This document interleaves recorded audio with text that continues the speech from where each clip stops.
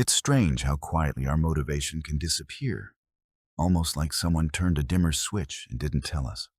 Research suggests that AI systems can sometimes predict when that dimming is about to happen, before we even feel it ourselves. That's the part nobody thinks about. Not because it's sci-fi, but because it's subtle, invisible, ordinary. And that's exactly why it works. AI experts often say the same thing. Modern systems don't force your decisions, they forecast them. And once a system can forecast your energy levels, your habits, your scrolling patterns, it can start nudging you towards certain goals and away from others, without ever breaking a rule or crossing a line. Subscribe to Mind for AI to stay ahead of the systems shaping your decisions, and understand the psychology behind the technology. The story begins with someone you probably know in your own life, or maybe it feels a bit like you. Her name is Sarah, 26 years old, graphic designer, soft-spoken, always a little tired, brilliant when she's inspired, silent when she's not. Sarah had a dream, the kind everyone repeats at gatherings, because it sounds good out loud. She wanted to build her own creative studio, her own clients, her own brand. But it stayed a dream because every time she tried to start, something inside her would stall. Not a dramatic collapse, not fear. Just this small, quiet drag on her motivation, like trying to run through water. The truth is, she didn't even realize how predictable her behavior had become. Every night around 11 p.m., scrolling, pausing on certain posts, saving quotes she'd never read again, watching videos about hustle culture while lying on her bed completely still, doing the opposite. Her phone wasn't controlling her, but it was mapping her. Systems were predicting what she would want to see, what would hold her attention at 11:04 p.m., what her brain would respond to when she was tired versus when she was frustrated versus when she was bored. They weren't reading her mind. They were reading her patterns, and patterns are shockingly easy to forecast. That night, after a long client call that drained her confidence, Sarah did what she always did. She fell back into bed with the excuse every tired adult whispers, "I'll do my work in the morning." But morning never came the way she imagined. Her phone lit up, one notification, then another. Then that autoplay clip that feels harmless until you realize you didn't choose it. It chose you. This isn't mind control, Sarah would say later, but it definitely shaped what I paid attention to. Because what popped up first wasn't her design app, not her task list, not her half-finished project for her portfolio. It was a video that matched her emotional state with eerie accuracy. How to stay motivated when you feel like giving up. She watched it. Of course she watched it. And the algorithm learned something again. It learned she was vulnerable. It learned she was delayed. It learned she was looking for emotional relief more than action.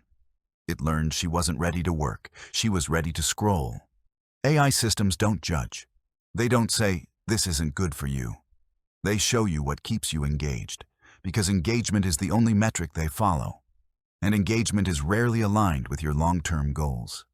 Sarah told herself she'd scroll for 5 minutes. You already know what happened. 5 minutes became 20. 20 became 40.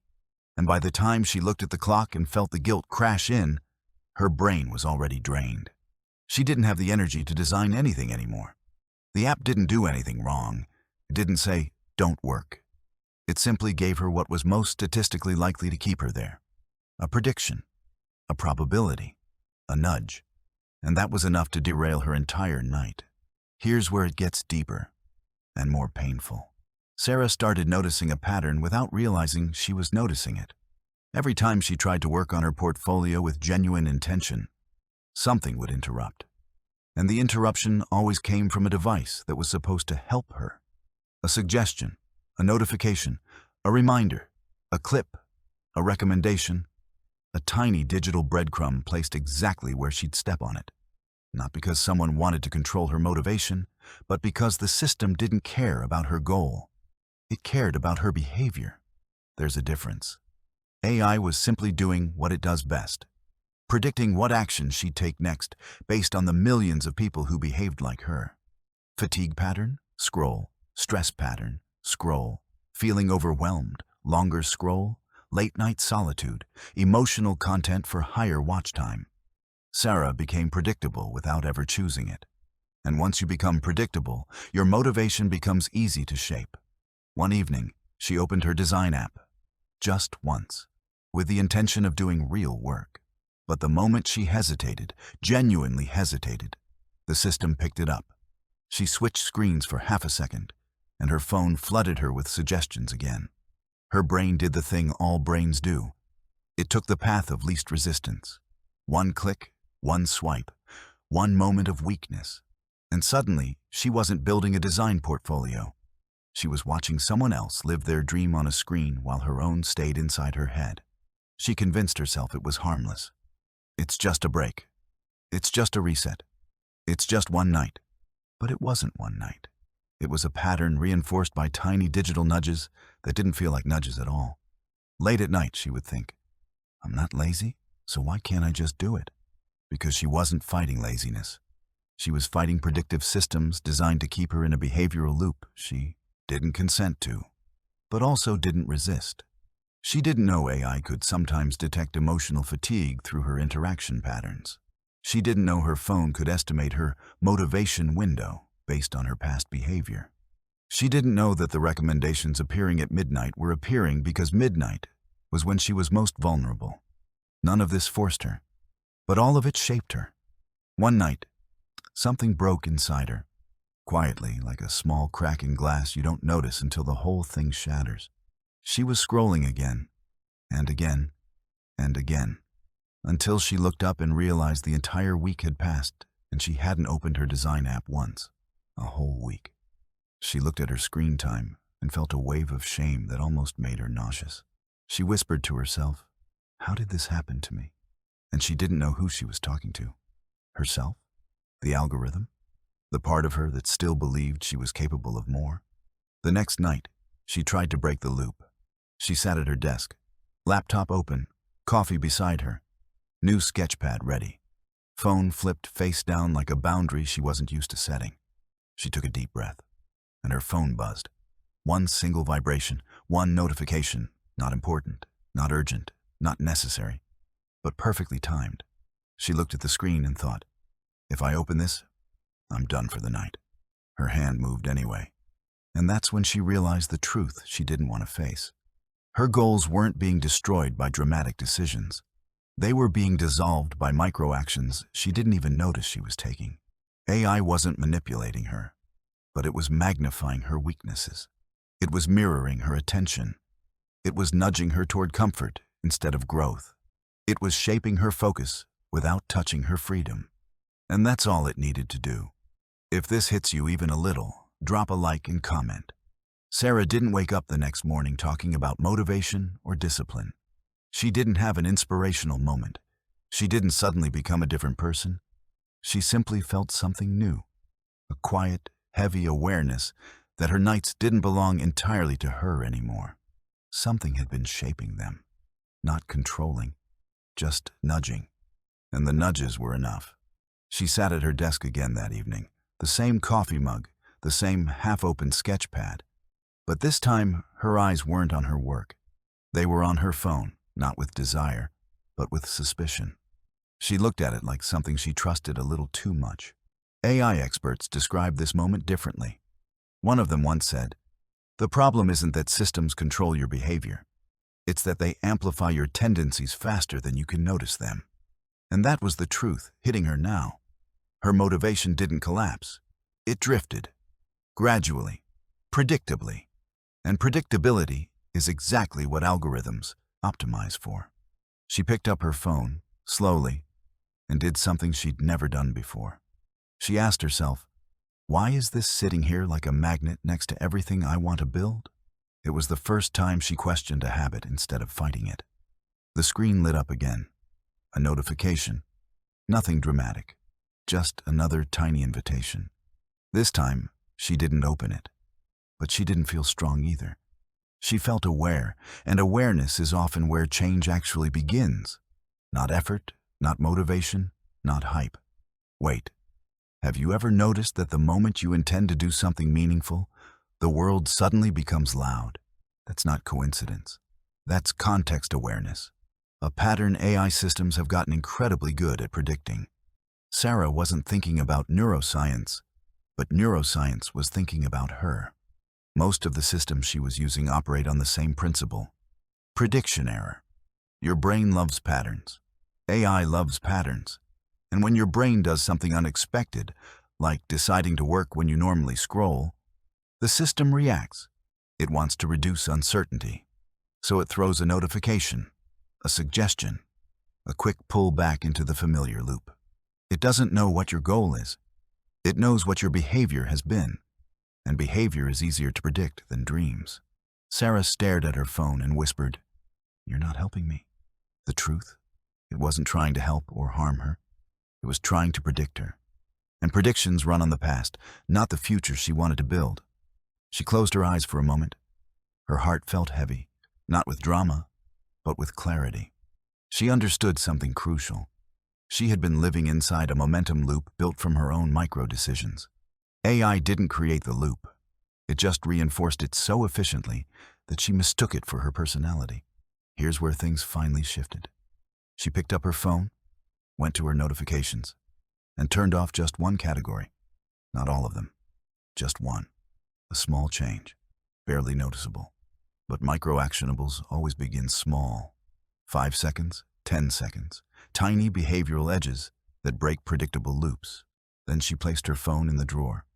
Not far, not locked, just out of the immediate path of her attention. This wasn't discipline. This was friction. And friction is one of the simplest, most realistic tools against algorithmic prediction. AI experts often say the best way to stay unpredictable is not to fight the system, but to add random obstacles into your own behavior. This confuses the loop. It breaks the pattern. It restores control. For the first time in weeks, Sarah opened her design app and nothing interrupted her. Her brain didn't explode with motivation. Her life didn't transform instantly. Something far more subtle happened. The silence felt new. She drew one line, then another, then a rough sketch, then a shape she didn't know she wanted to create. 5 minutes. That's all she needed to remember what momentum feels like. But momentum works both ways. A surprising stat floated back into her mind from a documentary she watched months ago.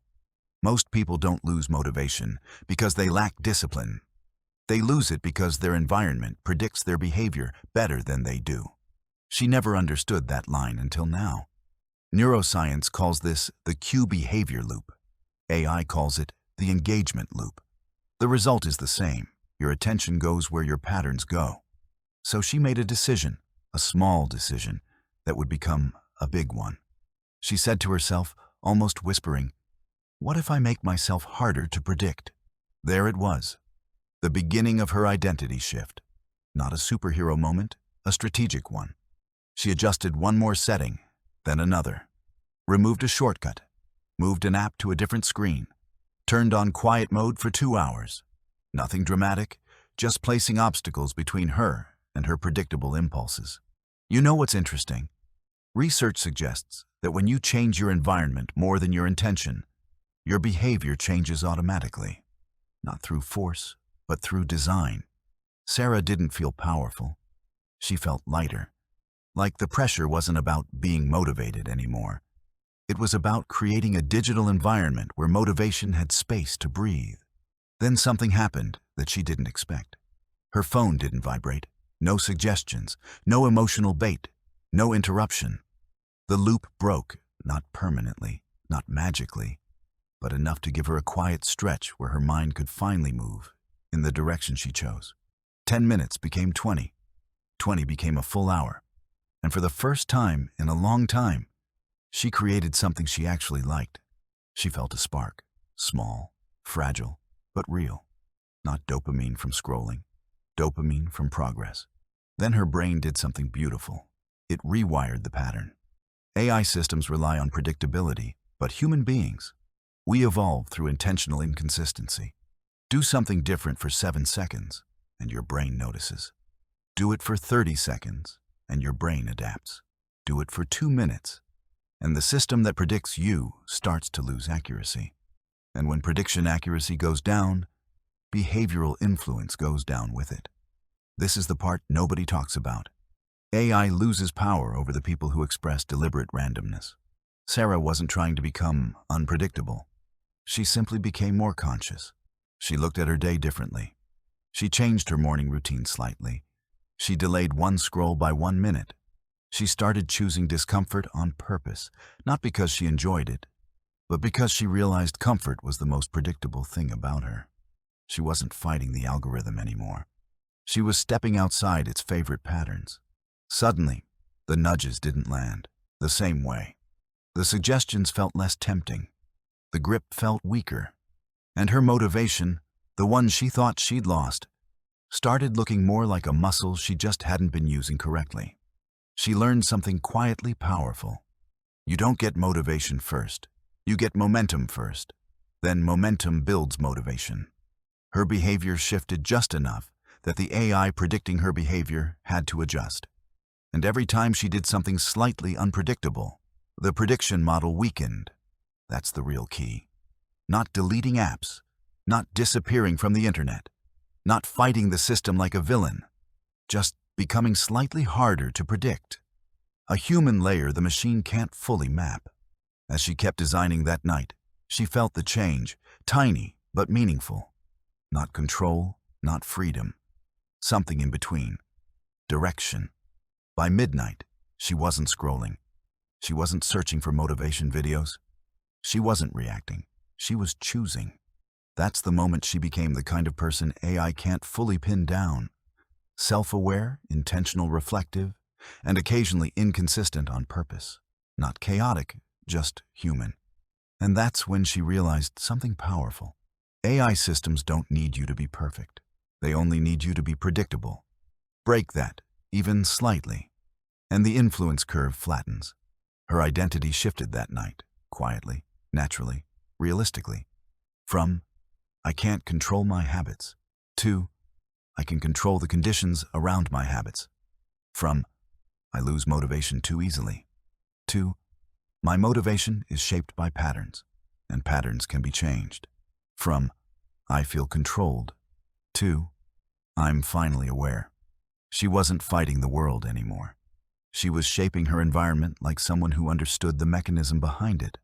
That's what Mind for AI is really about. Like, comment, share, and subscribe if you want to build a mind that AI can't easily predict. A mind that stays conscious in a world built on patterns. And now a question for you, an honest one. Do you think AI really influences your motivation? Or are we overestimating it? Comment your view.